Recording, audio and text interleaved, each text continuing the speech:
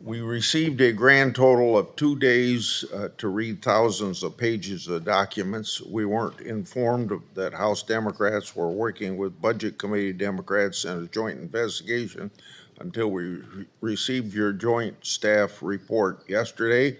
Under this process, it's evident that this was a partisan investigation. While we haven't had nearly enough time to review all the documents, we haven't learned anything really new in the joint staff report.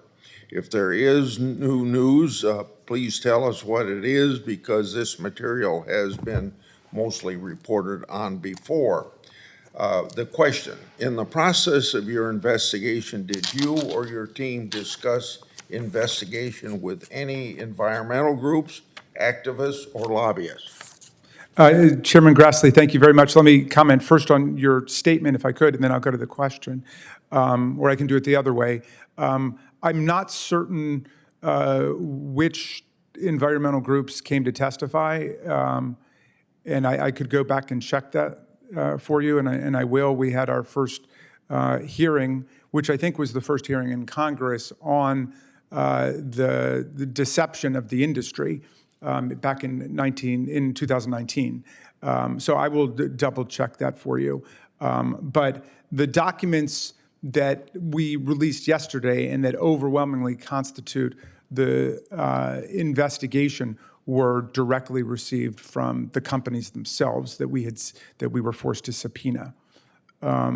But, you know, as to your general point, I suppose you could say, you know, if you assumed that big oil and big gas would do everything in their power to deny the original science, and then once the cat was out of the bag on that, to try to slow down our transition to renewable energy, then I guess there wouldn't be much new here. What we have is thousands of documents that justify that basic intuition and that corroborate people's sense, which I readily concede is that, of course, they would fight it.